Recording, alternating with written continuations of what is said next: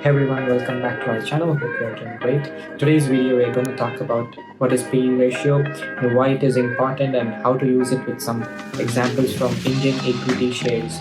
So let's get started. PE ratio or price to earnings ratio is one of the most commonly used metrics to value a company. But what exactly is it? PE ratio is a measure of company's current share price relative to its per share earnings. In simple terms, it tells you how much investors are willing to pay for each rupee of a company's earnings. The formula for calculating PE ratio is market price per share by earnings per share. Let's break that down with some real-world examples from the Indian stock market. So imagine two companies, Infosys and Tata Motors. So let's say Infosys has a stock price of 1500 rupees and an EPS of 75 rupees. And let's say Tata Motors has a stock price of 400 rupees and an EPS of 20 rupees. For Infosys, the PE ratio would be 75 by 1500 is equal to 20. And for Tata Motors, it would be 20 divided by 400 is equal to 20. Both companies have a PE ratio of 20, meaning investors are willing to pay 20 rupees for every 1 rupee of earnings.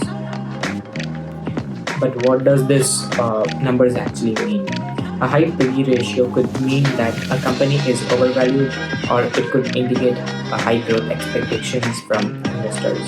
Conversely, a low PE ratio might suggest that a company is undervalued or that is facing some challenges. For instance, tech companies like Infosys often have higher PE ratio because investors expect significant growth in the future. On the other hand, more established companies in mature industries like Tata Motors might have lower PE ratio. Let's compare Infosys with a PE ratio of 20 and Tata Motors with a PE ratio of 20.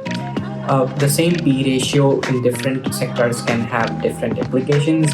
For tech companies, higher PE ratio are often due to expected future growth, whereas for manufacturing companies, it might indicate different market conditions.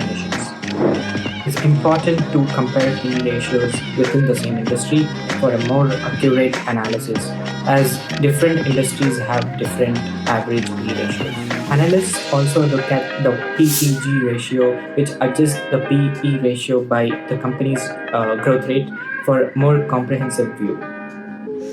So next time you see a PE ratio, you will know it's a quick way to gauge how much investors are willing to pay for a company's earnings.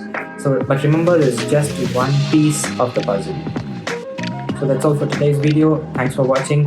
If you found this video helpful, please give it a like and subscribe to my channel for more financial tips and explanation. Drop a comment below if you have any questions about PE ratio or any other financial metrics. See you all in the next video. Cheers.